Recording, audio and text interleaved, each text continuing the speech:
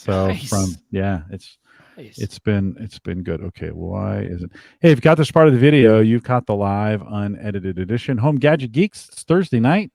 It's the 23rd of September. It's 8:00 in the Central Time Zone, 9 Eastern. If you got this any other time, but those times that I just said, you've got the recorded version. That's okay. Hang tight. We'll get started here in a few minutes for a little bit of pre-show. No beer pour tonight. But we'll have a short enough. We're a little late, anyways. So if you're listening if you're listening live or you're joining us live on YouTube, check in the chat room. Just it'd be good to see. I see Joe and Brian was out there. Ken was out there a little bit earlier. Ross Brand is with us tonight. So come and hang out. Drop your questions in chat. I see 7 or 8 of you, and we want to thank you for coming. Mike, what'd you do on your Thursday night off last week? Did you do anything fun? What did we do? Hannah had an event, so it was perfect. She's like, "Hey, so I got this event." I'm like, "No, it works out. Jim's out this week, so we're good." And so me and the boys hung out. Then I watched Thursday Night Football, and that was it. That's not the season opener. That was last week, right? Yeah. No, it wasn't the season opener. Week after. I think I watched it. No, Thursday night was the Cigar Authority party. It was Thursday night. We'll talk about it in the show. We'll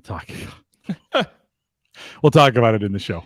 Super good. So, okay. Well, let's not waste any more time. Let's get this thing. Let's rock and roll this thing. So here we go. This is the Average Guy Network, and you have found Gadget Geeks show number 505, recorded on September 23rd, 2021. Here on Home Gadget Geeks, we cover all the favorite tech gadgets that find their way into your home. News, reviews, product updates, and conversation, all for the average tech guy. I'm your host, Jim Collison, broadcasting live from my favorite, we are now in my favorite season. It has arrived. Fall is here. It's chilly, some warm afternoons. You got to like it, right? The grass is looking good, all those things. I love getting home from work, being able to play basketball, ride the scooters around with the kids, and not just sweat a ton, right? It's like nice and cool. You can almost wear a jacket and have it be comfortable. It's my favorite. It's my absolute favorite. I agree. Ross Brand's hanging out with us tonight. Ross, welcome back. And how's the weather? Tell us again where you are. Where do you live? Hey, thanks for having me. It's great to be back. I'm in New Jersey. That's right. About 45 minutes from New York City, and it's still can be pretty warm and humid here. We have a week or two of it, and then falls on its way. Each year it seems that fall is getting less and less and later. So even by Christmas, you'll be having 70-degree days. Yeah, it's not but then when the winter hits, it hits, right? And you might get snow, you might get several snowstorms, you might only get 1 or 2. But either way, the winter has its definite cold side. But it seems like the seasons are moving, because I also used to remember swimming always on Memorial Day weekend, and now it's still too cold usually to swim on Memorial Day weekend. It may be that may be possible. I remember when we first moved to Nebraska 30 years ago. That first winter, it didn't get above 20 degrees Celsius. Wow. No, Fahrenheit. For like 60 days straight, something like that. Like it was, and they were like, "Oh yeah, it's always like this." I was coming from California, and I'm like, "Oh God, like what have I done? Why have I moved to this place?" Right? And I like cold weather. Don't get me wrong, I like it, but I didn't like it that much. And listen, if this is the new environment, I'm all for it, because it stays a little bit warmer and.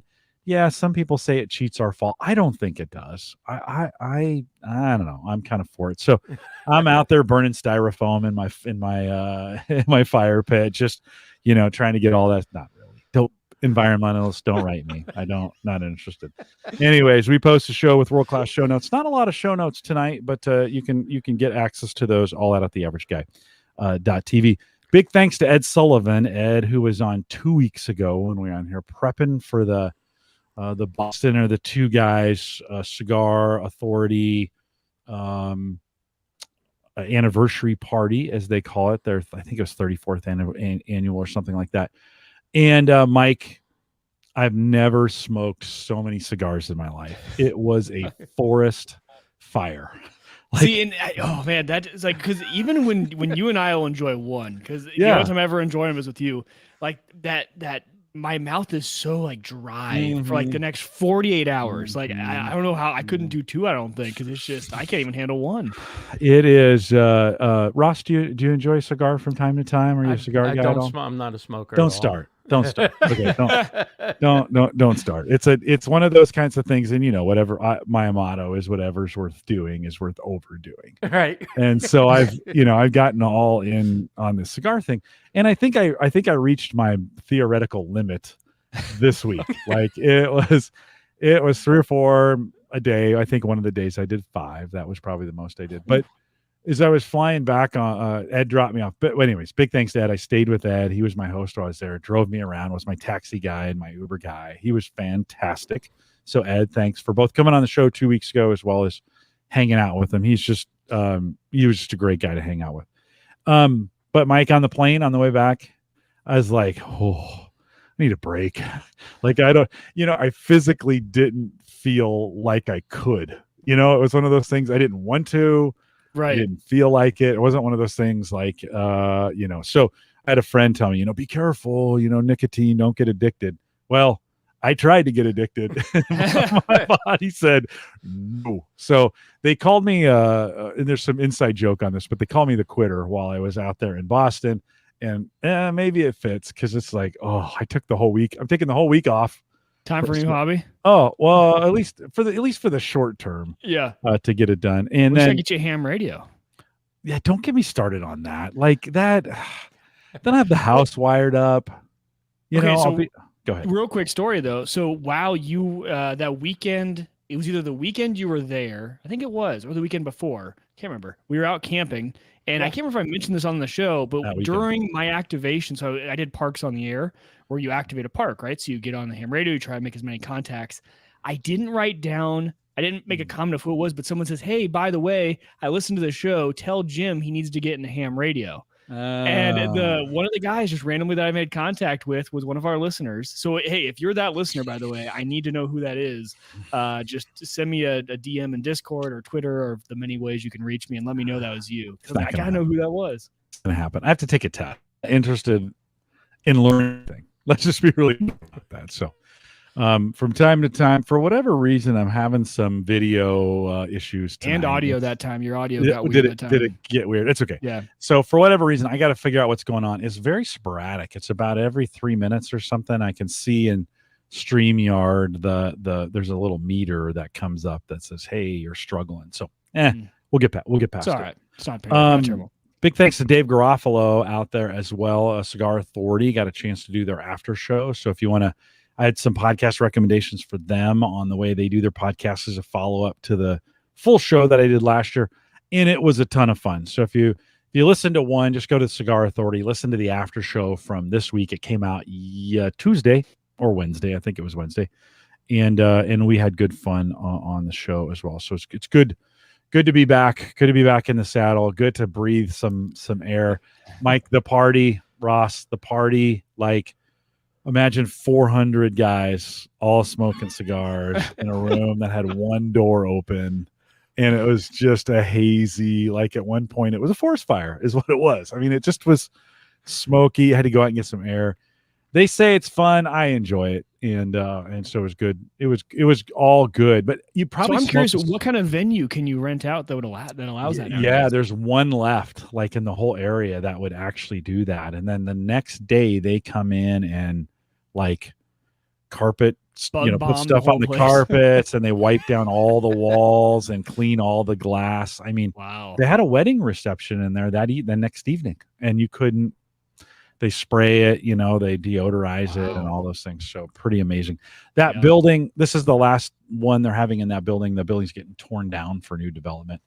And so they're going to be doing it someplace next year. So I've had enough for this year. I think I'm good. I think slow down a little bit and just enjoy it. But big thanks to Ed.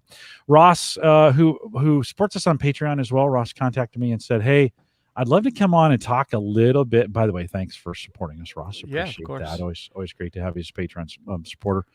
But you did a crazy thing, Ross. Crazy, insane, like you're nuts. I don't know how you did this. You wrote a book.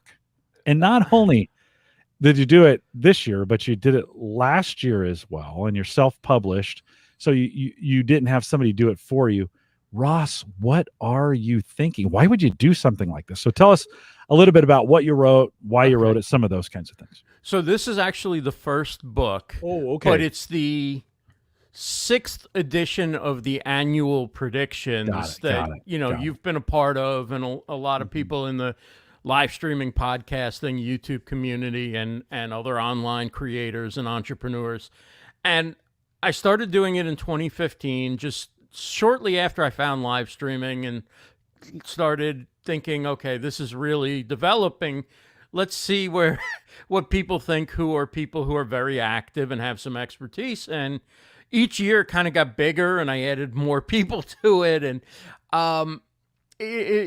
then finally, at the what we call the 5th year anniversary of Livestream Universe, which gets confusing because the 6th predictions came after the 5th anniversary, since I started the predictions within a couple of months. Not that anybody cares about this, but just for the sake of why he seems to keep saying 5 or 6. So there was a 5th anniversary party, and I invited, I think, everybody who's been a guest on my show, contributed to the predictions, whatever. I ended up having like 60 guests on. And when I was having all these people on, I said, well, every year it's a lot of work to write all these people and then write them back and remind them and there's a lot of work that goes into doing this prediction thing when you get over 100 and 150 and so forth. So I said, why not, while I've got all these people here, why not ask them for a prediction? Mm-hmm. Of course, when people speak instead of write, it's not going to be 3 sentences. And there's conversation before the prediction and after the prediction, all of which ended up being a ton of content. And so I figured, okay, I kind of like the conversation before and after, because it kind of shows all the common experiences that online creators have had and events that we've all been to. And so I started transcribing all this stuff. I, put in Otter AI, and then I had to clean each one up, and, did what I would normally do for the blog post, and realized I had, 40,000 words or, 35,000 words. I'm like, this could be a book. So I went out, I got somebody to write a foreword. I wrote a preface, and I rewrote the introductory chapter that would have gone with the blog, because it's now several months later. And then I went out and reached out to about 25 people who weren't in the original The original predictions, I don't even remember now how many people it had, but I reached out to more people. So there was going to be a fair amount of content that was exclusive to the book. And then at the back section, I have some resources and lists and things. So the transcribing part, I guess it's easier than writing a book from scratch, but I'm not sure.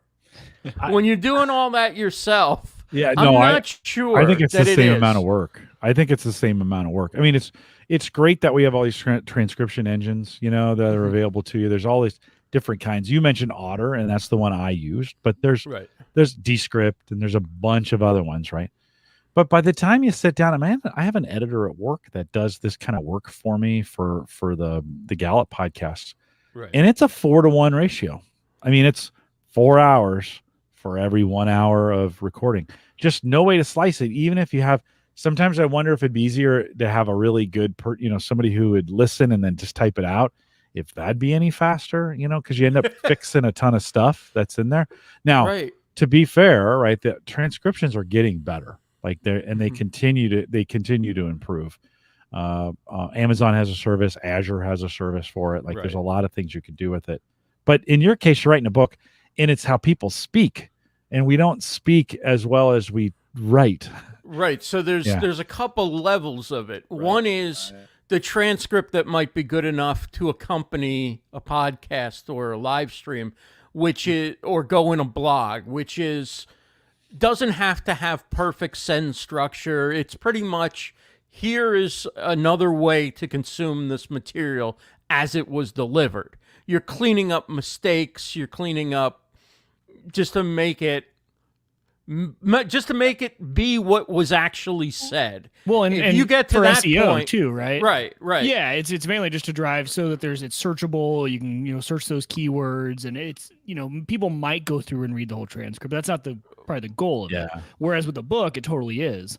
Yeah, when you have 5+ hours of material that's been transcribed, now it's a matter of picking out what works from each one, so that these chapters aren't just run on and run on and run on.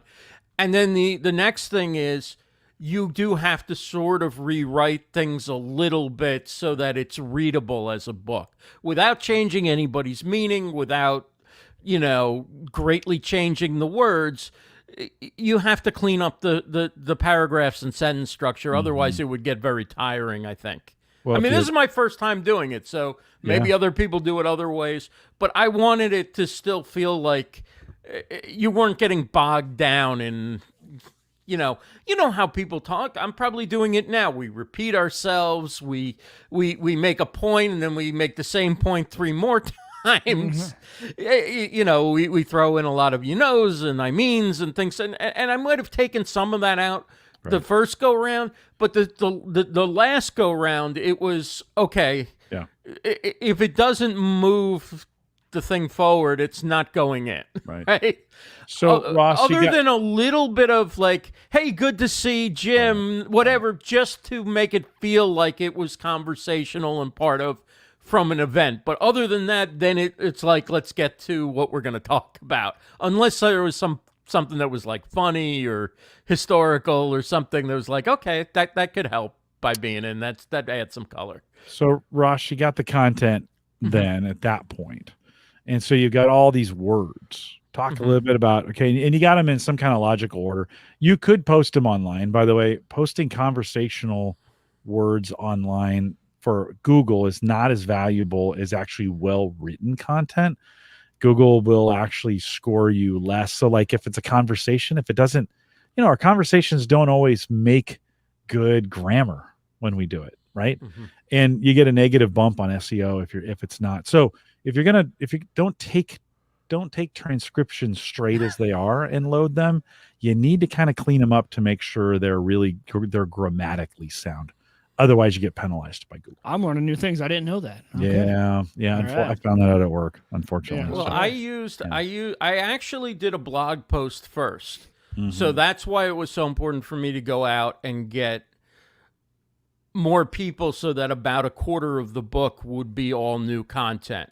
Because a lot of the book was the annual predictions blog post. So I did what I would always do, did a quote graphic for everybody. But because the entries were longer, I added in other graphics with quotes. And I did add, usually I've not before used an SEO tool, but I used Yoast, I think, SEO, the WordPress plugin. And they've got all these different rules, which I don't know. I think they're more meant to be guidelines that they score you by. But like I'm trying to get into the green or the, whatever. And so now I'm going through and I'm breaking up more.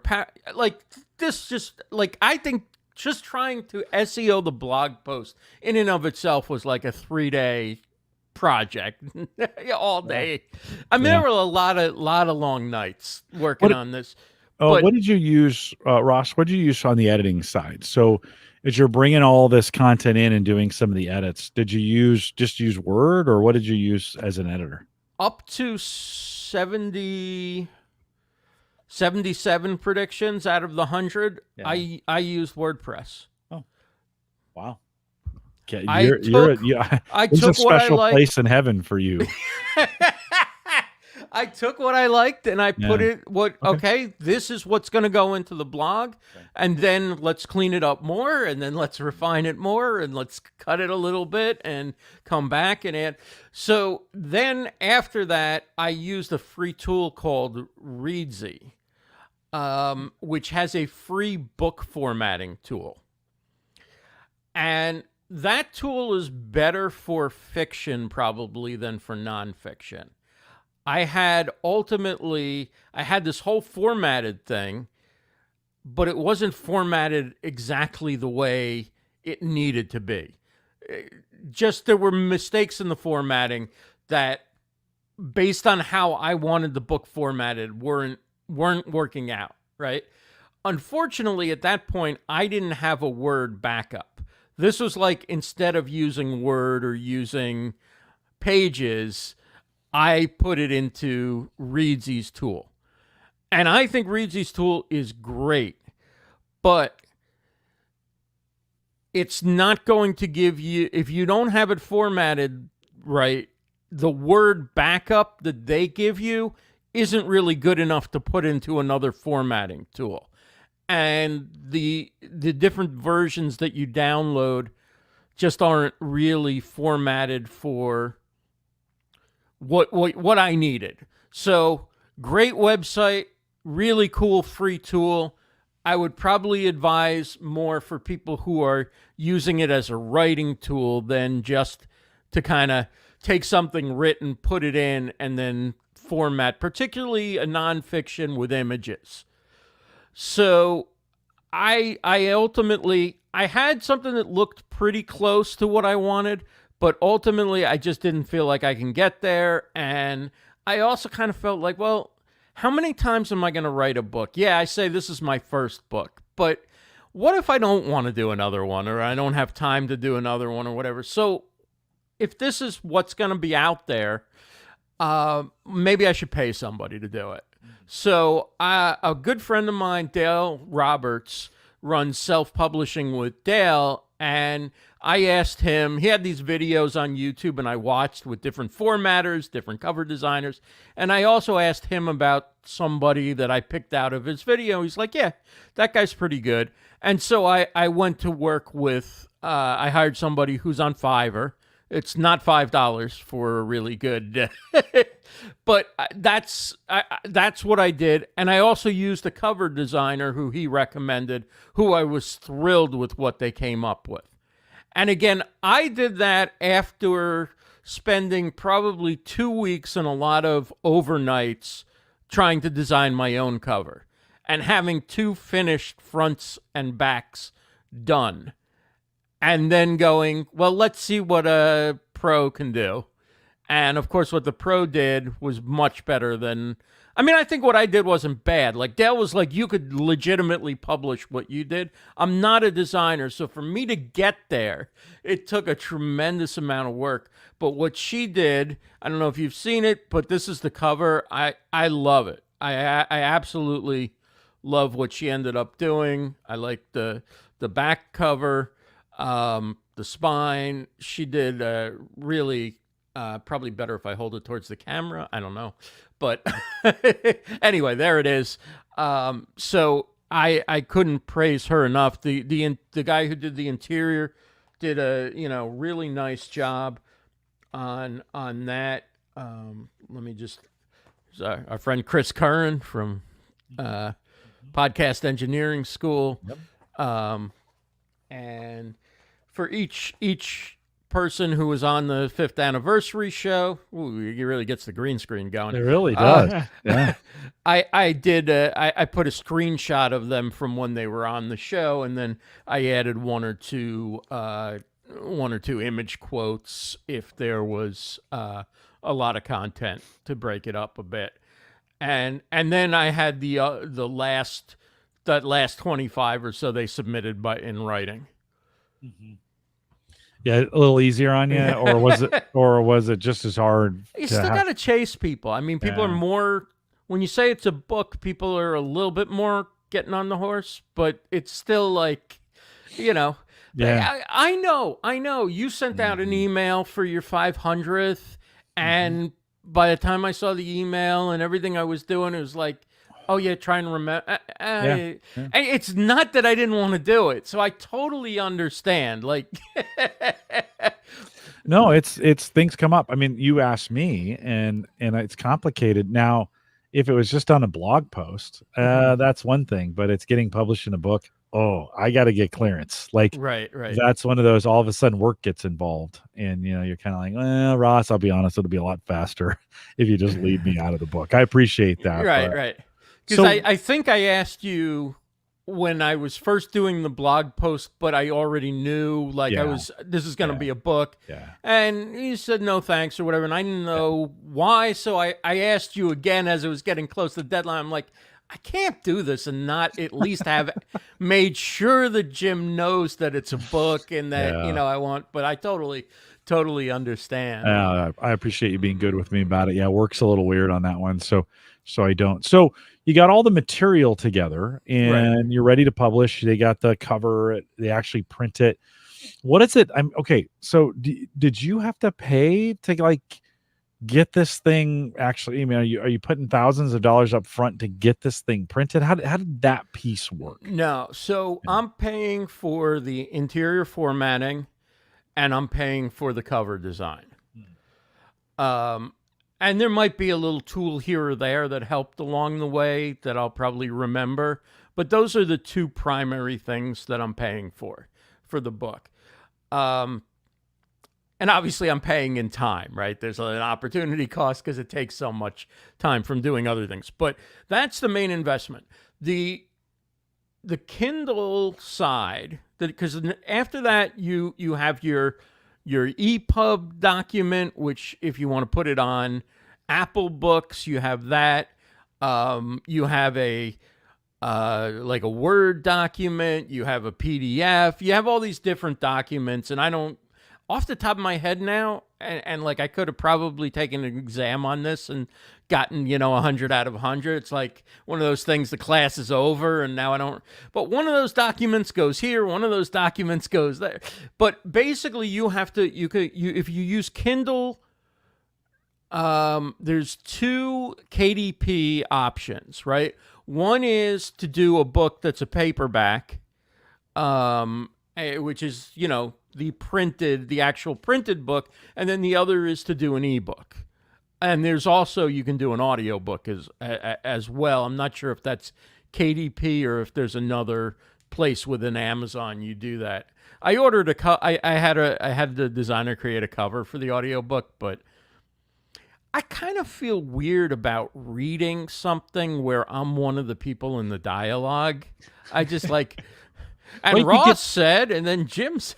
Well, you could get the guests to come back and read their own parts. Now that's a lot of work. Coordinating oh my God, 100 people to do that. It would be, yeah, you would, Yeah, I could also pull the audio from, but that would be, I don't know. But yeah.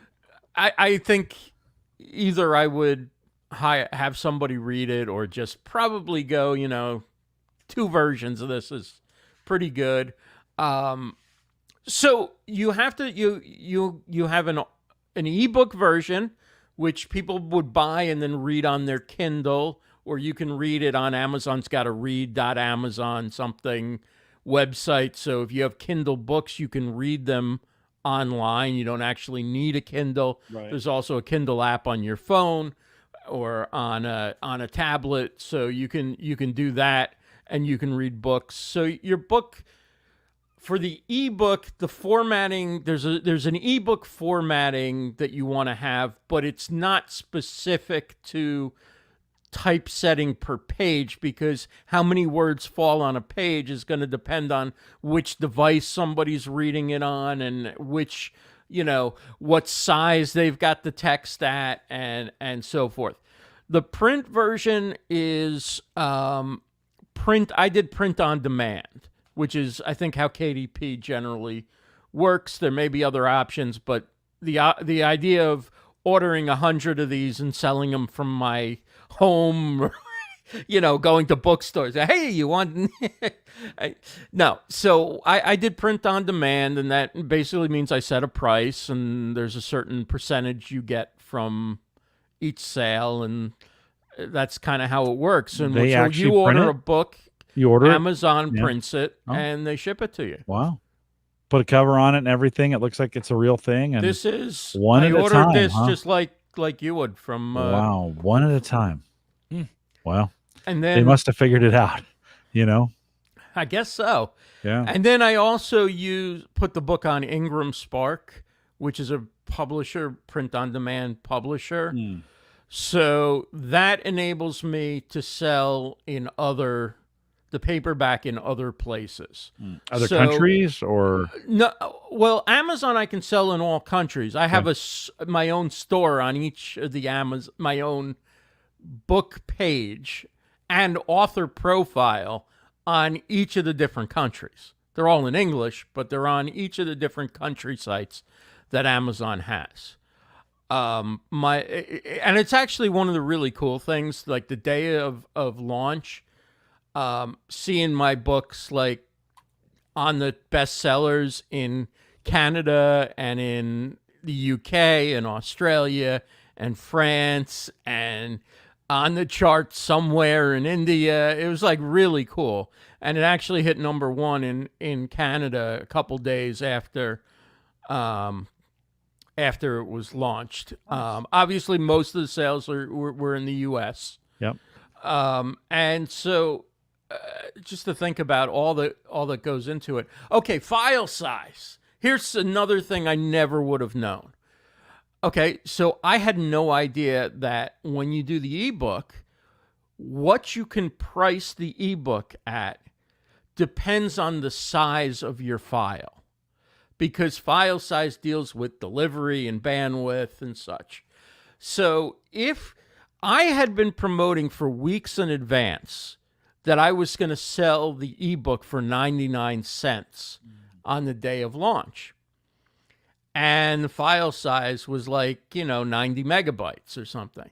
Okay, so we're reducing the file size. Now we're reducing the quality again. I'm doing this all within 24 hours of when I had marketed that the book was gone out, written everybody in the book to tell them, today's the day, would love it if you shared it out, if you, left a review. Obviously, hint, hint, buy it for it's only 99 cents.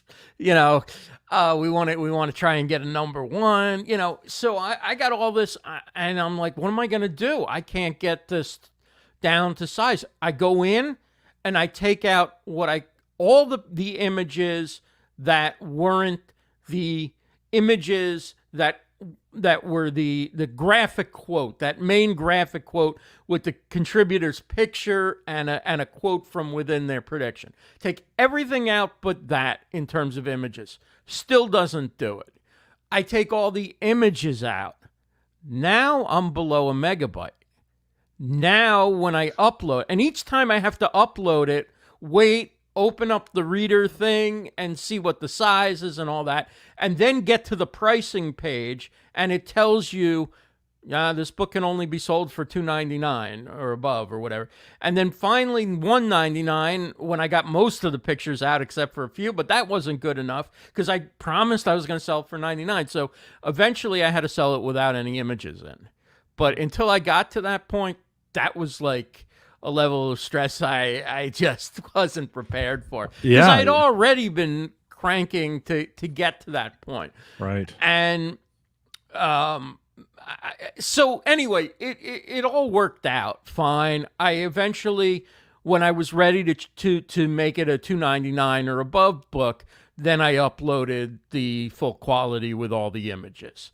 And Amazon had promised that it was going to push that to the people who bought it 99 cents, but they haven't done it, so I need to remind them on that. So usually they don't do that, but in this case, I was a first-time author, and I told them that I didn't really understand how it worked. So pretty stressful getting to that. So you get there and you're like, oh crap, I promised 99 cents. Did you feel like though, like actually it may have been better just the words as opposed to having all the graphics in it and all that other stuff? I don't know. I mean, I think it was kind of... How many just sell at 99 cents? Do you remember? I don't know, but I sold the most the first day. And then the first, each day was a little bit less. And I also haven't been promoting it. I mean, I did like a launch party. I think I went on like 4 or 5 live stream podcast shows, that day, and then a couple each day after. So I've slowed down, but I was hoping, and again, like, I don't know whether this is the only time I'll do a book or not, so, like, let's try and get a bestseller. I know, and you guys know that Amazon bestseller isn't like getting New York Times bestseller or Wall Street Journal bestseller. And those two, by the way, can be gamed and aren't completely, but they're a different level of authority. But I can explain, if you're ever interested, why those aren't exactly without their flaws either. Right. But we know that, Amazon has a lot of categories, and, it's always refreshing every hour or so. So you don't necessarily need to sell 1 million books to get a #1 bestseller. So I was hoping to get a #1 bestseller in at least one category. If I got that for 1 hour, could take that screenshot, I would be like, okay, I got the most out of this experience. Well, it turned out that I ended up hitting #1 in 17 categories. Oh, nice! Congratulations. And, yeah, it stayed at #1 in one category for 3 weeks. And for like the first week or so, it was #1 in multiple categories. And it just, like, I had no idea that this would happen. Yeah. Now, I got to give a lot of credit to my friend Dale, because one of the other things that you have to do with Amazon is they'll ask you for keywords. So he helped me with researching keywords. And they give you there's two categories which aren't the same as Amazon categories. So they're whatever the standard book industry options are. So that's what you open up, and you can choose which two of those you want. But had I not had a friend who specialized in this, I never would have had any idea that you can actually write to Amazon once your book is live and request that they change your categories. So we came up with a list of 10 categories for the paperback book and a list of 10 categories for the ebook. And that, I'm sure, helped, because it helped Amazon know what categories to put it in. And, I didn't hit #1 in all those categories, and I think I hit in #1 in some categories that I didn't ask for, but I'm sure that was a big help in terms of Amazon knowing what categories the book would be a good match for. Now, Ross, okay. So I get all the awesome marketing that you did, right, but seriously, like, I'm looking at your reviews. They're all 5 stars. Couldn't you at least buy 1 or 2, like 4 and 3 stars, just to make it look real? Like, they're all 5 stars, Ross. Like, and you got quite a few. 23, is that? I think I got 25 global, maybe. Yeah, something. I haven't in there. checked in a while. You got them, but there's some names I recognize. Kyle Bondo is out there, and gave you some good reviews. So, well, a lot of people who gave me reviews were either in the book or they're fans. Yeah. They've been in the predictions before, so they wanted to get the book. And that's a good way to get, like, you have so many influencers in your book. They're going to want to come to Amazon and put a good, right. The synergy on this thing is pretty great. I didn't push on it, but I did send out an email that said, it would be great if you left an honest review. That's all I said. I didn't say, 5 stars. Or what they're not gonna shit on their own book. Like, I'm in this book. It's terrible. Like, they're not gonna do that, right? So, but the other people, obviously, some of them just did it and left it. I mean, it's not all people who are in the book. So okay.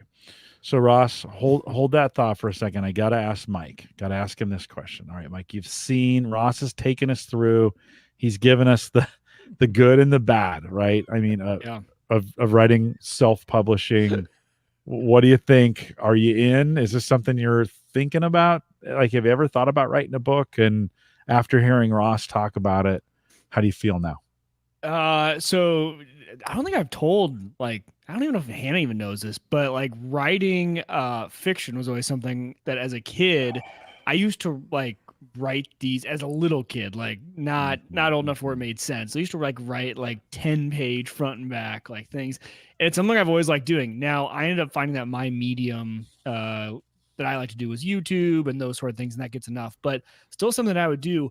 What I didn't know before this whole conversation was just everything that goes into that, right? And kind of all the different steps. But at the same time, there's a lot that goes into it. But man, has Amazon made that easy. Like, think about back in the day, the cost you'd have had to go through with a publisher, getting into the stores, and you did have to prepay for a bunch of stuff. So, like, it's kind of cool to see how technology has changed that. But still, yeah, an insane amount of work going into putting a book out. It's a lot. I mean, like, Jim was right when he sort of like, now you got the content. What next did you have to do? Yeah. I've always heard everybody who's written a book, whether they've self-published or gone through a traditional publisher, has always said you have no idea how much. Like, everybody says, oh my God, you have no idea. You really have no idea until you do it. Right. Now, I know that next time I know what I didn't know last time, so at least I could plan better if I do another book. But there's a lot of work, and there's a lot of imagine if you didn't do a podcast every week, and you didn't do 505, but you did one every 3 years, and it was going to be your only podcast out there. And people were going to judge by, did anybody watch it? Did anybody leave a review? Did anybody like, it would put a lot of pressure into that. Yeah. And if you promised things and promoting it, you had to deliver. Like, I did a book extras thing, so there were, I didn't promote this in selling so much, but another way to get people on the email list and so forth, because I don't know if I've mentioned to you, but I've recently become finally convinced that doing email is a good idea. I don't do as much as I should yet, but I'm doing it. I'm actually doing it instead of not doing it at all.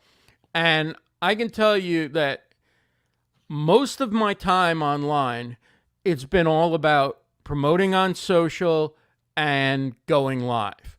For this book, I did primarily promoting through email, and the results, I think the results speak for themselves in terms of my expectations.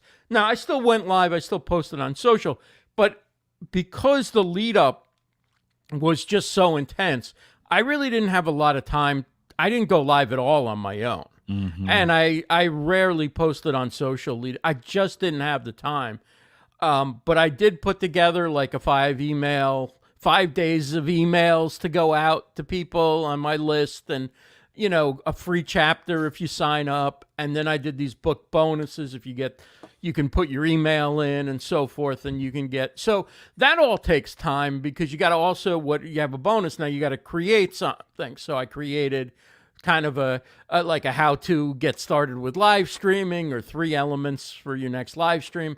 And then I got a bunch of special offers together from products that I like or use, and put those together for people who buy the book. If you So there's Ross, a lot to it. There's a lot. There's every time we take we stop. I'm like, oh, there's that other thing. This could go on all day. Ross, here's the question: was it worth it to you? Like, you get done. It's out there. It's done. Like, you've had 2 months of sales. It's going to tail off at this point. It always does, right? It just is. Whoever's going to buy it's going to buy it. You'll have some slow sales over the next 6 months, and then it'll tail off, right? Was it enough for you? Were the rewards, whatever they were for you, were they enough for all the work that you put in? That's the question. So. Okay, I think good. So. Good. I'm really happy I did it. Yeah, good. I would have to seriously evaluate if I want to do one on my own again for going through a process like this. Yeah. But having, as much as I love video and audio and blogging and all the different aspects, social content that we do, there's a certain permanence to having this kind of thing that just, when you have your first one in your hand, it's like, it's really like nothing else. And I know in doing all the interviews that I've done, if somebody has a book and I'm doing the introduction where you mention 2 or 3 things about them, usually their book is one of the first things that you'll mention. It just, there's something that we give, even though everybody can write a book, everybody doesn't write a book. Right. And I'm never writing one. We also have a tendency, because being a published author was so prestigious, that anybody who's probably 30 or above still gives a super amount of credibility when somebody's an author on a subject. Our DNA is trained that way. Like, we're trained to, you know, look at a loud noise, even though we may be sitting comfortably in our home and there's nothing around us, right? So it's just like, it's in our DNA. So I do think it kind of validates if I talk to somebody about, I've built a network and I know who to hire for this job or that job related to live streaming or podcasting, or I can get a show together or an event together and bring on some people. It's no longer BS. It's like, hey, it's right here, whereas the other way, it would take somebody a little more research into what I've done, and people don't have time. And so a book's a shorthand. It's like a degree in something. Does it mean that you're capable of doing it? No. That you could perfectly be self-taught and be as good or better. But it narrows down from 10,000 people who want a job to 300 at least. It gives you a starting. So having a book gives you a better chance to get a speaking gig, or a better chance maybe to be a guest on a podcast that you'd want to be on, or to get a guest. I don't know if it matters or not. My life has been pretty good without having a book. It's been, it hasn't been immeasurably better in any major way, other than the personal satisfaction, which is probably more than anything of big project done, right? That's why I ask you, Ross. That's why I asked you that question. Like, it only matters to you. Right. Like, nobody else's opinion on this book matters. No. Right. Was it worth it to you? And do you want to have it? And it is a great way to get, you're not going to get writer's block when you're asking other people for content, right? Because they're motivated to give you content. And so it's going to be there. You just got to go through the steps of putting it together. Some of us are great with content creation that's original. I don't happen to be that way. I'm I like to go. I like to interview people. That's my favorite thing to do. I'm always better when I'm interviewing, less better when I'm talking. That's just the way it is for me. But I know that, right? So, Ross, in the book, it's all about digital media, live streaming, kind of things like that. For this audience, we're kind of thinking about those gadgets, and not necessarily physical gadgets, but as we think about technology in live streaming with social, some of those kinds of things. Anything stand out from those 100 predictions when we think about this audience that you found profound as you were editing, thinking about writing, going through the book? Any of those kinds of things stand out from a technology perspective? Yeah, I think that the next big thing that's coming, whether it's in the next 3 months or the next year or 2 years, I think that e-commerce is really the future of live streaming in a lot of ways.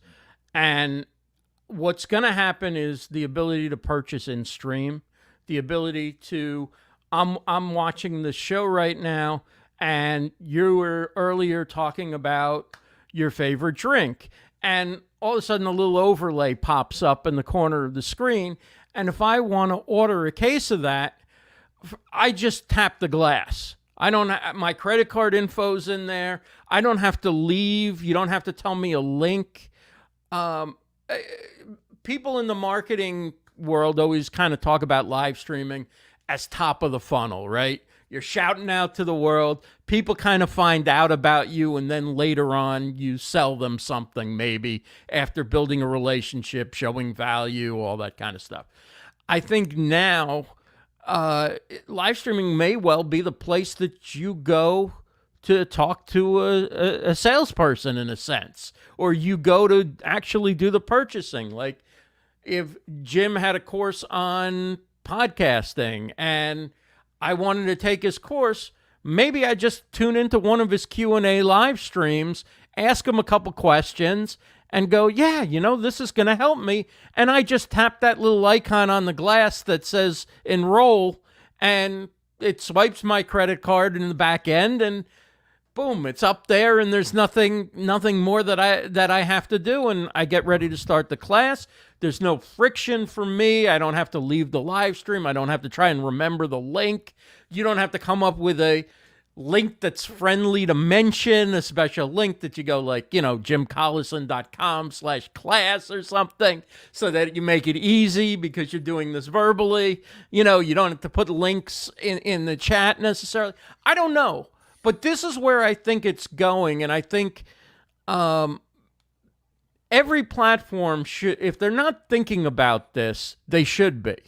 They should be thinking about things like product shelves and ways to integrate purchasing within live streams. And so should third-party tools that we use to produce our live streams should be thinking about how can they make it easy. And then tools that are built around shopping should be thinking, how can they bring live streaming into those tools so that anybody who provides closer to an all-in-one solution, I think, is going to have an advantage. But the major overriding theme of a lot of predictions were e-commerce. Yeah. And that live streaming is going to be going the way of QVC, Home Shopping Network. You see Amazon Live right now is kind of taking off with some people who've been big on, when I say big, very involved on YouTube. Right. I'm not sure, they may have a lot of followers, they may not, but they see, okay, Amazon Live, I can get some reach right now. And, organic reach isn't so great on Facebook and LinkedIn and some of the platforms.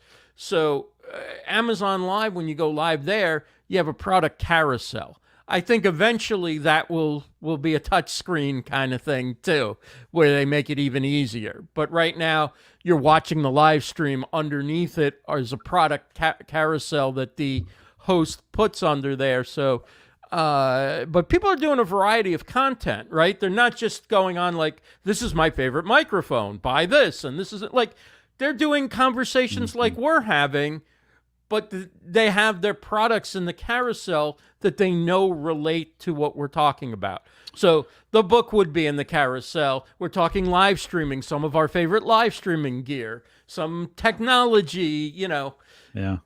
So I see that as one major theme. Mike, let me ask you, in the Twitch space, there's a lot of this. Now it feels more Patreon-like. In other words, it feels like, here's a tip, or $5 for this. I was watching a YouTuber do this the other day where he was like, okay, I'll do this flip on this trampoline, but you give me a super thing. I forget what they call it. Super chat. Yeah. Is it super chat? Super chat. And he did it. And sure enough, all these super chat donations started coming in $5, $15, $20. I was like, oh, holy cow, holy cow, this thing actually works. What do you're a young kid, right? What do you think about that? Well, okay, so it's funny for me because even when I'm scrolling YouTube, unless it is a gamer, I usually avoid the live streams. And the only reason I do that is because for the people that I follow who do it live, I know that afterwards you can go back and watch the whole thing. And I don't like jumping in the middle. Like, I don't like with gamers, you're not missing anything if you jump in the middle, the end, whatever. Like, it's just, so I always like to kind of wait for the abbreviated version or to a version where I'm not cutting in the middle. But that's not to say that, there are other instances. I'm talking about specifically when I'm scrolling through YouTube, I'll kind of wait, but especially because a lot of my favorite gamers have moved from Twitch to YouTube. They're like, there's a big exodus from Twitch right now over to YouTube. And I've been really enjoying, to everything Ross just said about kind of the usability of the stream and just how everything flows. YouTube, I think, does a lot better than Twitch. The way they lay out their chat, the super chat and everything like that. Now, they have a lot of things to work on to catch up to Twitch in order to make sure the revenue is there for the Twitch streamers, right? Like gifted subscriptions, which it's not subs on what is it on YouTube? It's members, right? Or something like that. I think it's memberships. On Twitch, it's subs, right? So you can't gift those like you could on Twitch. But the interaction, I can totally see Ross's point on. It's getting a lot better. And now you've got all these Goliaths in the gaming space that are kind of like, oh shoot, okay, because now it's competitive. Twitch just had it, and it was it. That's where you went to stream games. And now that Facebook and YouTube are starting to really steal a lot of their people because they have better platforms and the discoverability, right? Like for me, the live streaming integrates deeply into all of your other content. And that's what I love about YouTube, right? Is you've got your live streams and then those feed into, I'm going to YouTube. I got my short clips that do much, when I say shorter videos, right? Edited content, really fine-tuned topics that do great for SEO and discoverability, which kind of get them there. And then that can lead into your live stream, right? I think that's what a lot of these Twitch streamers are seeing the benefit of. It's more discoverability because it's mixed in with a lot of that content. So that's something that I'm really excited for, is the usability in that space. I'm probably not the right person to ask on live streams and other spaces, but in the gaming industry, it's making a huge difference. I was just actually, so I was in Orlando on Monday with one of our wealth advisors. I was helping him. We were doing a pitch to another opportunity, and on the drive down, because I flew to Orlando and we drove to Melbourne together. And I was explaining to him kind of all the different revenue streams that a Twitch streamer has and just how they make money. And, we were talking about the super chats, right? And the subs and the donos. And he's like, well, wait, how's a dono differ from a super chat? I'm like, well, we'll just wait here. And I said, and then you've got YouTube ad revenue on top of that. And then you've got all of their apparel on top of that. And I was like, this is how these guys make multiple millions of dollars every year. And some of them, a couple million a month, right? Like that, these guys are really successful. And it was just, even as I talked through it, I was like, man, you just start thinking about how these platforms have really changed the game, because there are so many different ways now to monetize. And I always like it when it's monetizing without kind of feeling monetized. It does, right? Like we're donoing, but at the same time, like it's a way to interact with that live streamer.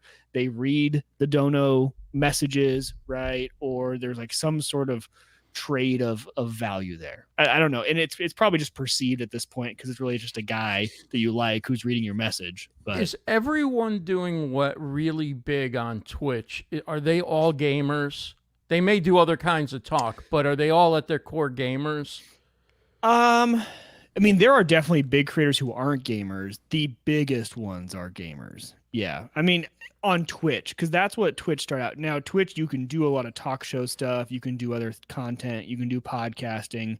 But the bigger ones are the gamers. And you got to think a lot of that is because gaming is something you can do for hours and hours upon end.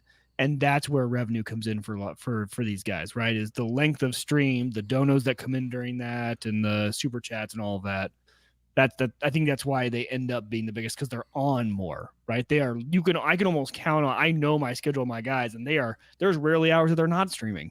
They're on so often. So it's kind of like a constant source of, if I'm looking for entertainment, I know Tim the Tap Man's probably on if it's the afternoon. I know Dr. Lupo's on if it's early in the morning, right? I know, Nick Merckx, he's going to be on. And you kind of have your go-to people. It's almost like turning on TV and like going to ESPN because you like sports, like, because it's going to be on. And it's going to be talking about sports. Well, I know Tim's going to be on. I know he's funny, and I love watching him play. I don't care what game he's playing. I'll watch him play anything right. just because he's funny. Yeah.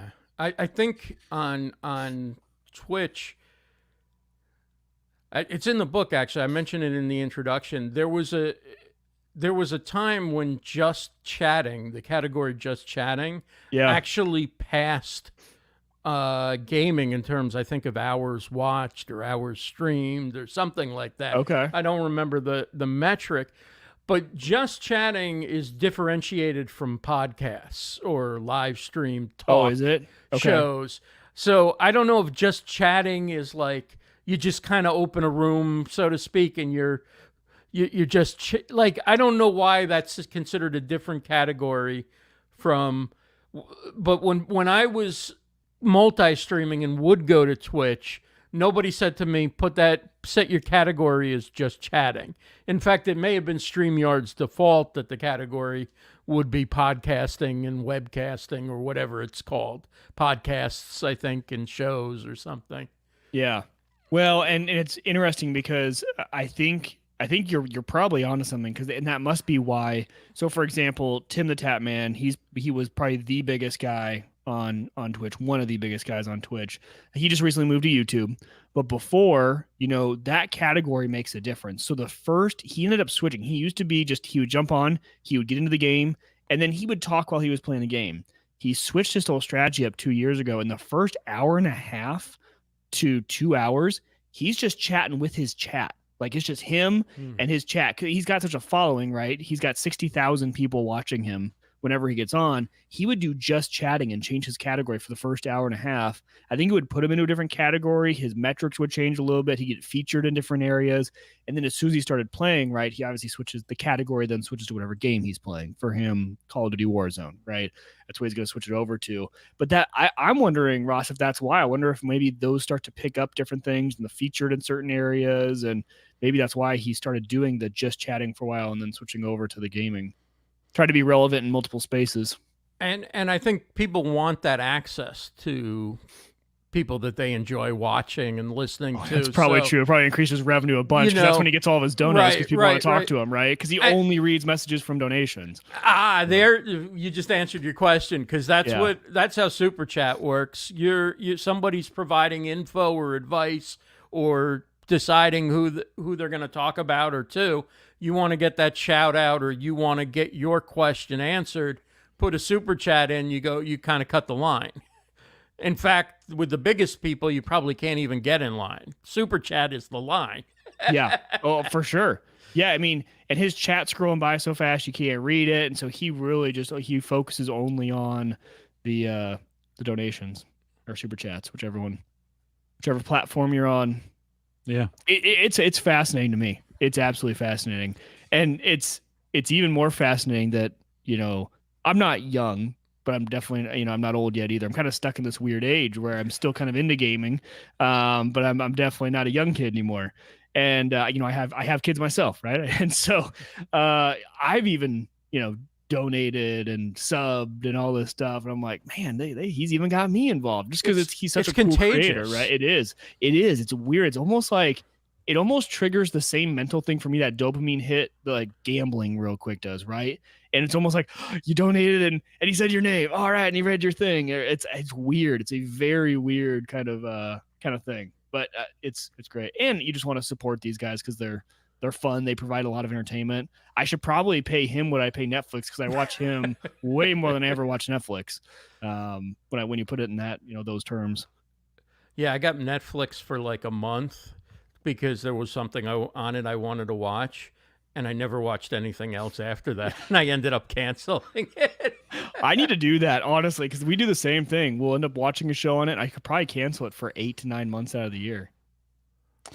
Well, this show would lend itself, Home Gadget Geeks, it looks like my audio is bad again, but so we'll give it a second here to catch up. But would be perfect for some engagement from selling. We talk about these products to have them, and we could drop the links in the chat and do it that way. It's different, as this form of influencing has come on over the last 3 to 5 years, whatever. Old schooler, like it was enough to do this, like get on, have a chat room. I mean, I remember when I first started podcasting 14 years ago, this was a big deal, like to go live and to have live video and you have a chat room was a big deal. Like that was enough. And today those are just table stakes for the most part. And, I don't know, Ross, I've just a few minutes ago, I showed chat coming in real time without reading it. There's been sometimes I spend time reading the chat. So you bring it up and read it. And I don't know what's the right, like in all the cool kids, this chat's coming up. They're just showing it, right? They're not reading every single thing, but I see it popping in and off the screen, just like it's there, it's gone. It's there, it's gone. As a mark of engagement, I've always been one to think, no, I need to read it. If they're going to say it, I need to read it on the show, because my audience has been mostly audio, right? And so if I'm just showing it, it's not even getting it into the audio bit. And so I always kind of think, no, it's important for the audio listeners for me to say who and say what. But the whole this whole new change switch to YouTube and Twitch, it's all visual. It's 100% visual. This isn't the audio streams for these guys don't make any sense, right? They're not putting it out, or they shouldn't be putting it out as a podcast, because they're doing so much visual stuff, right? Either game showing stuff or whatever. It would just be like watching a YouTube video and doing the audio only. It kind of doesn't work. So Mike, listen, next week we're not going to start doing some of that. We're not going to dab. Did I get the word right? Is that right? Come on, dab for us. That's somebody on Twitch did that. I was like, really? Isn't that kind of an old thing? Anyways. So it's just a different way, but Ross, I appreciate that you kind of talking through that, because man, it is coming like a freight train. Like there's no denying it. It's coming. What you're saying, merchandising, sponsoring, these super chats, that's gonna be a thing. Like, it's just gonna be. So I have to get ready for it somehow. So if you haven't already, jump in super chat. I don't even know what to say. Like, jump in this. Give me a. I don't know.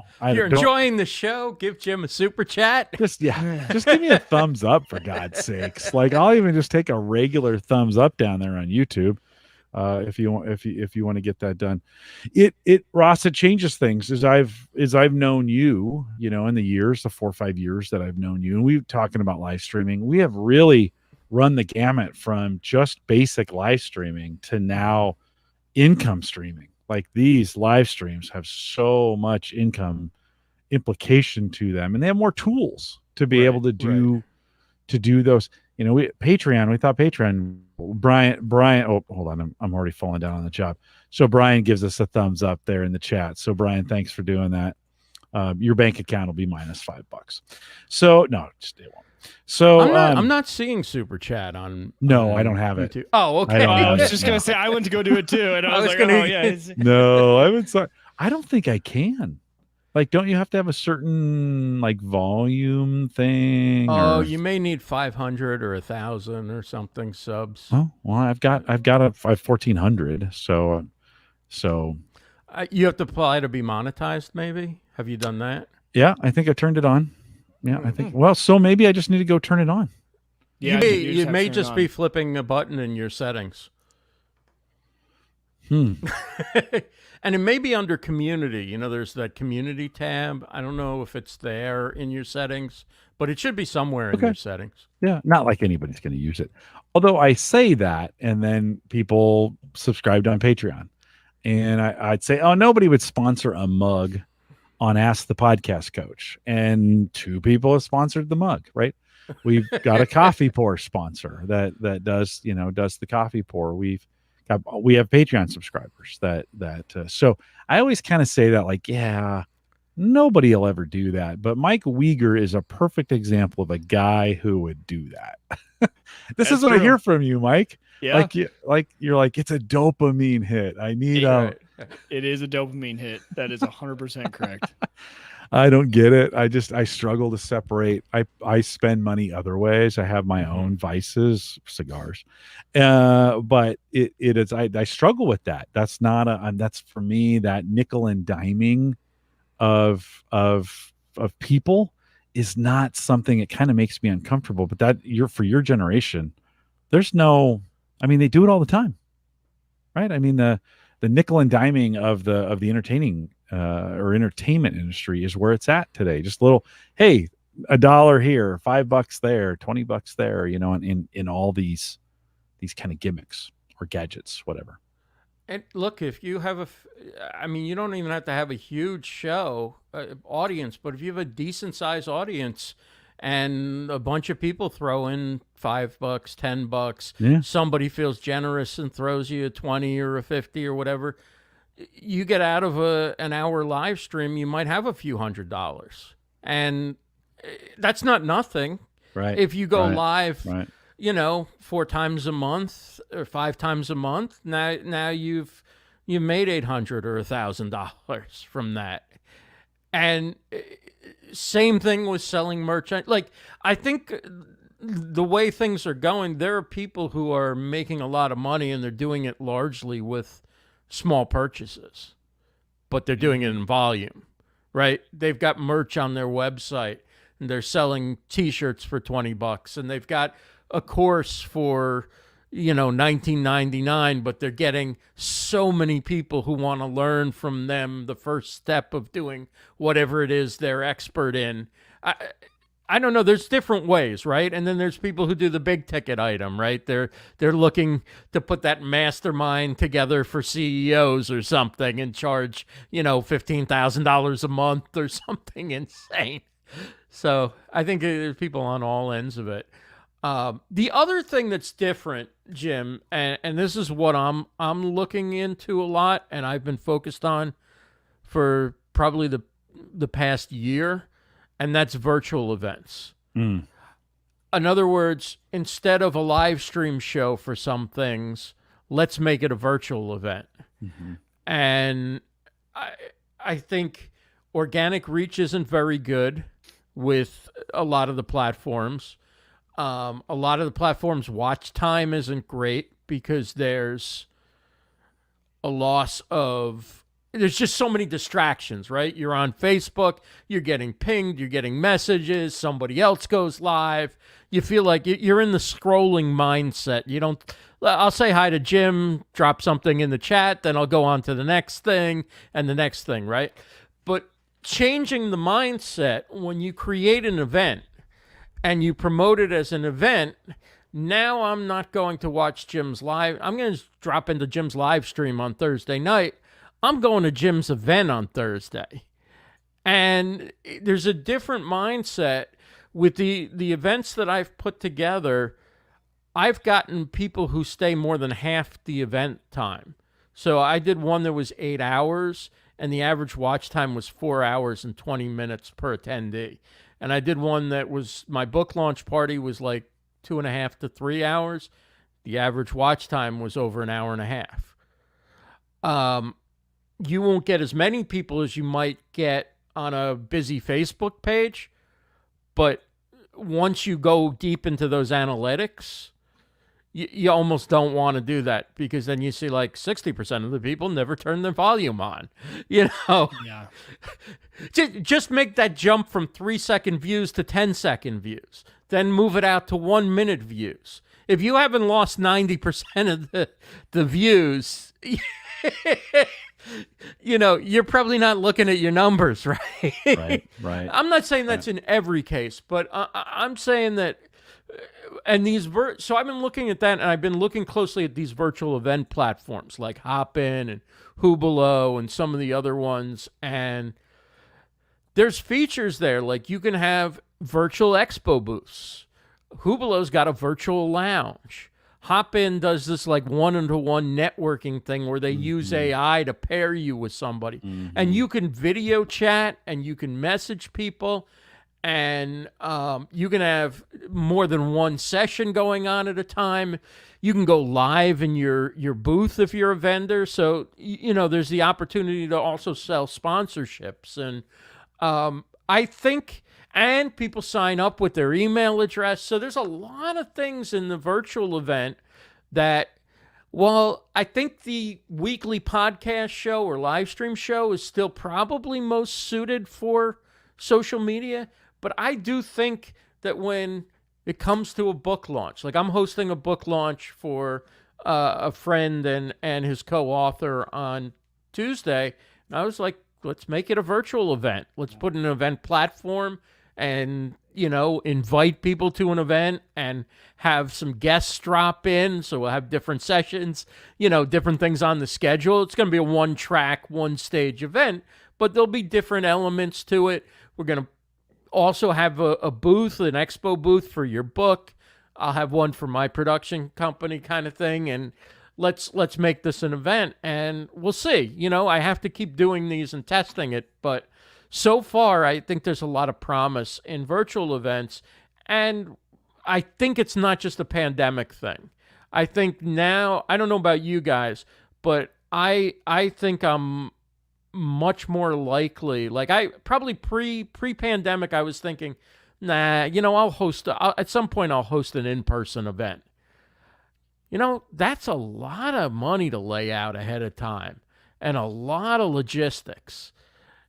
I can get a lot of the same value from hosting a virtual event, not have to travel, not have to pay for a hotel, not have to buy a block of rooms, not have to rent a ballroom, not have to deal with lighting and sound and all that stuff.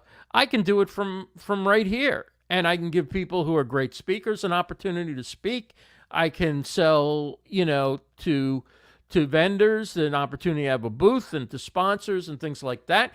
You might not sell at the price that you would for an in-person event, but it still can be, because the overhead is so small, it still can be a profitable thing, and it can be a brand building thing. Now, if everybody ends up having one, like everybody ended up having a Facebook group, then having a virtual event may become very commonplace. But then it's like live streaming or podcasting. Everybody can have one, but can you do it well? Can you bring something to an audience where they'd want to come back 505 times to listen to it?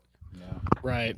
And I think, the interesting part there is I hope a lot of those companies, because a lot of those, like the Hop-ins and all those, the virtual conference stuff, I think is super cool.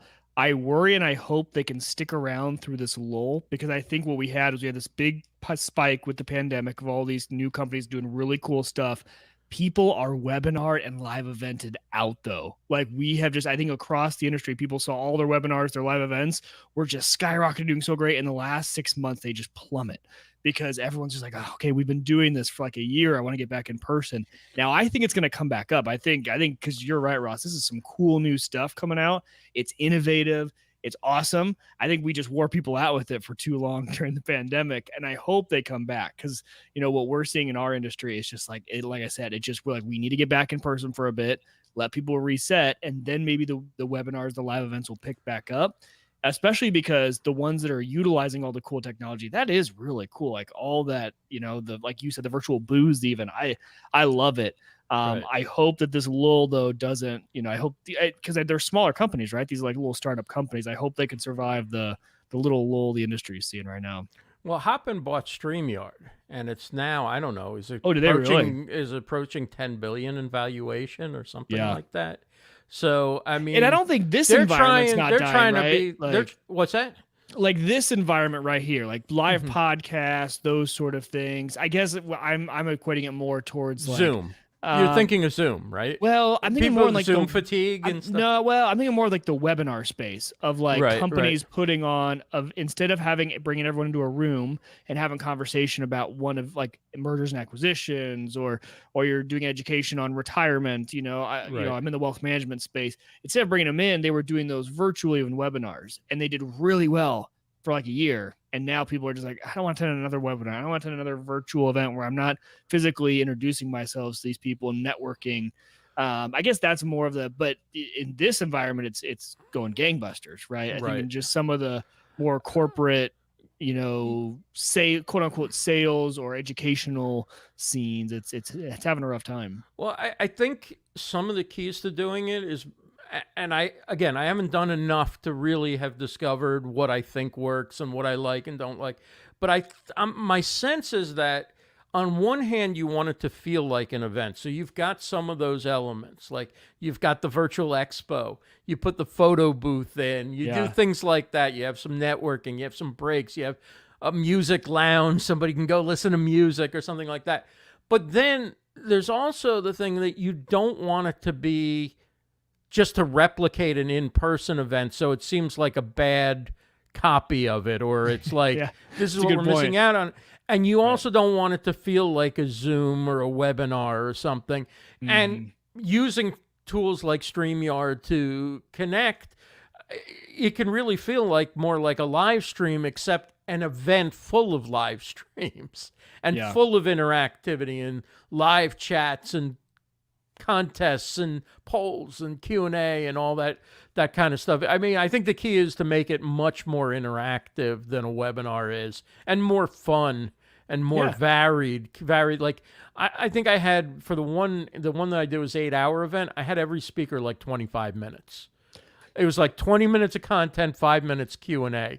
And you could really almost do like 5-minute opening and go right into Q&A with all the questions that people have. And because they really want, like, get their name and their question read, like you were saying before. It's that little dopamine hit. I think the other thing is, and I don't know if you guys have ever seen Office Hours on YouTube. It's all these production guys, and they get together and they talk about like what makes good live streams and events, and they have a lot of tech background. And one of them said, you know, one of the biggest reasons, the host actually, Alex Lindsay, said one of the biggest reasons for Zoom fatigue is bad audio. That's true. That if that's 100% true. It's you know, the because it engages more of your brain to have to process, like figure out what's going on there, and you're straining to hear, and it's unpleasant, you know. So that's one thing that contributes. The other thing is when people are doing these really bad virtual backgrounds where it's coming in and it's coming out, or they're you know, they think that they're doing something good by changing the screen constantly and flashing messages on the screen and all. Like, even if you're not that conscious of it, all that stuff tires you out, because every time the screen flashes again, it's like an it's engaging a part of your brain, right? It's sort of like, oh, look there. It's like it's like overstimulus, and your you get brain's tired. trying to figure it out. Like, it's like, what's wrong with this? Like, we're good because we can discover and differentiate between what's real and what's not. Right. And then you see a weird image, it's not cut out right, and your brain just goes, I don't know about this. Like, I don't know. Right. So it's working to solve those problems. It's like, even when you're doing a live stream and you see somebody's got a door open behind them, and there's something in your brain that, like, I don't know if it's the primitive part that, like, look out for a wild animal, but there's always something that's like, I wonder what's outside that door. At least for me, I'm like always kind of like, and I don't know why I'm doing it. Like, I'm sure it's not interesting, and I'm not going like, oh, I'm afraid that there's something bad coming through that door. No, there's just like this curiosity on a low level throughout the live stream. Oh, I wonder what's on outside of that door. Right. Yeah. No. Right on. Well, Ross, we don't have, even though we do have unlimited time, we don't have unlimited time in the subject, but I want to thank you for coming on tonight. Hey, thanks for having me. Again, your book, 100 live streaming and digital media predictions, and you got a bunch of content creators in the community. I know many of them, which is super great, and available on Amazon. You get Kindle for $2.99, and the books. I'm assuming if I buy the $20 book, it's going to get printed. Amazon's going to print that for me and ship it, which is kind of cool. You know, when you think about that, you're like, wow, books on demand. What a great idea that you don't. In the old days, you'd have boxes of books that you are trying to peddle. So thanks for coming on. What's your website, Ross? Where should folks go to find you? LiveStreamUniverse.com, LiveStreamUniverse.com. And a good friend of the show, also hanging out with us. Thank you. In the chat room on Saturday mornings over at Ask the Podcast Coach. We see you from time to time in the chat room, and you're a big contributor and a good Dave Jackson's supporter. In the book. He is he? Okay, and he's quoted on the cover. He's better. Dave Jackson's better than me, so that's good. That's good. Ross, Mike, and I are going to wrap up the show. We won't make you suffer through that part of it. So thanks for coming in. It's been a pleasure. You bet. Thanks for your support. Thanks for having me. You bet. Thanks, have a good evening, Ross. You too. Take care. Take care, Mike. You bet. See ya. A couple reminders on our way out. Man, a lot of the second half of the show where we spent some time kind of talking about the mechanics of live streaming and where it's going. That's super interesting. I was like, oh, so I went to YouTube and signed up to get super fan. I guess that's what it's called. Yeah. Super fan. Yep. Super, and then there's what's the other one? Memberships, I think is the other one. Yeah. I was looking through the settings as well. That's a little more in depth. Like, I'm gonna have to think about that, because that's like a Patreon. Right? Exactly. Like, instead of using Patreon, you would just say, hey, become a member over on YouTube, or have both as an option.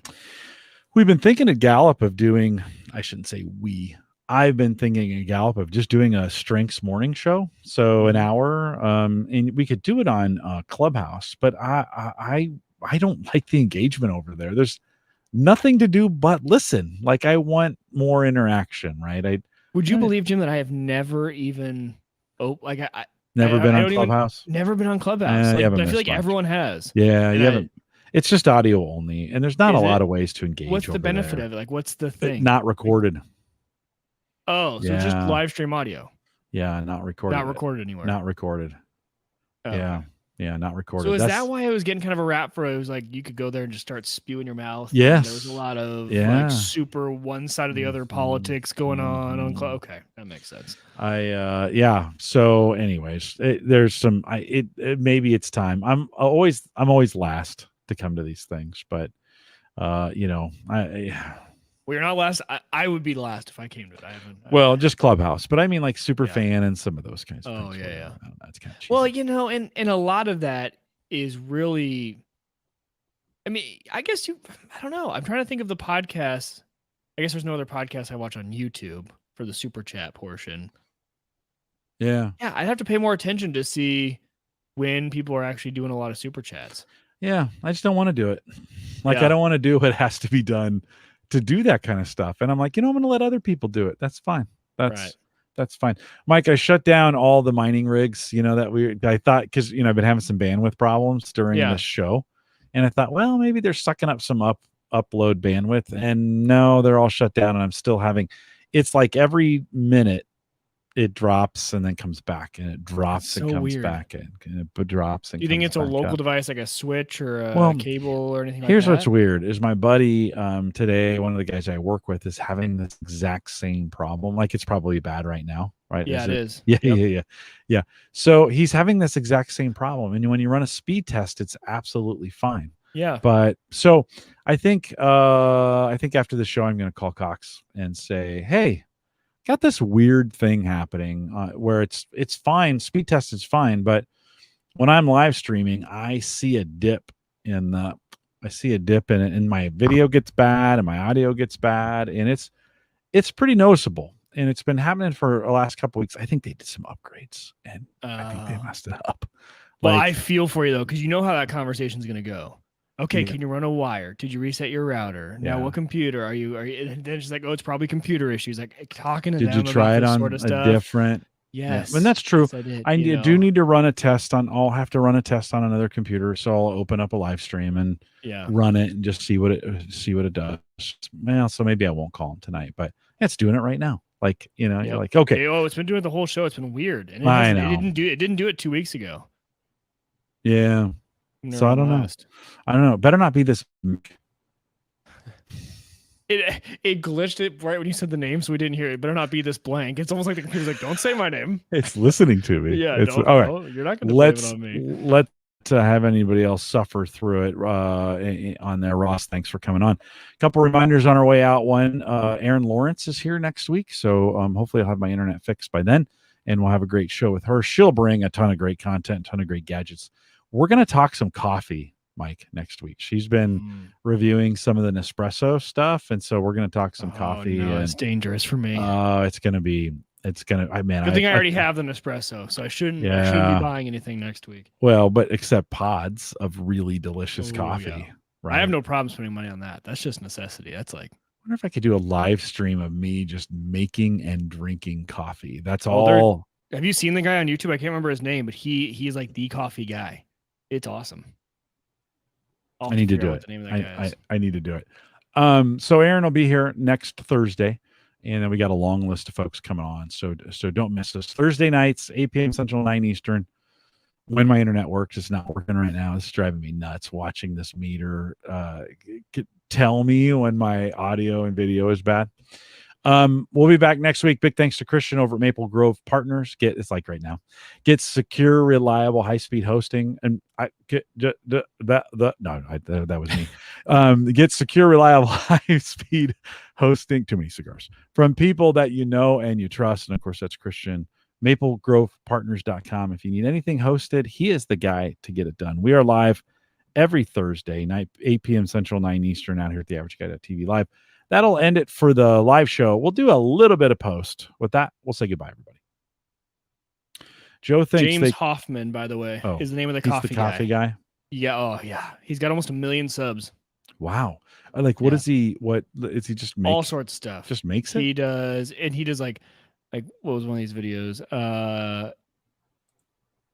Coffee barbecue sauce shouldn't be this good. 3D printing coffee stuff, best home coffee machines, the bedside coffee maker of the dream. Like, it's just everything. My nemesis is the coffee scoop. Like, I would click on all these. Yeah. Wow. I can't. I just can't make content like that. I just don't want to. It's one of those kinds of things. You're just like, yeah, no, I don't see. Here's the deal. I just don't think I'm that interesting. You're like, I could, and that's totally the wrong way to think of it, because we all think we're not very interesting, or we think we're very interesting. And, so it's, God, this is frustrating me. Now I got to spin all my, now that I know it's not the the miners, I got to turn them all back on. Like, oh crap, that's going to take me 20 minutes.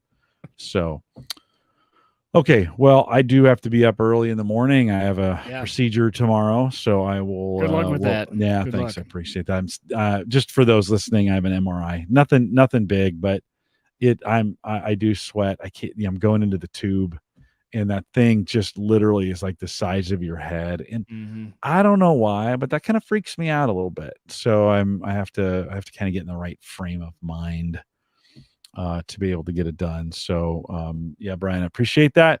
To everybody, stay safe out there. We'll see you guys next week with Aaron, and have a good night.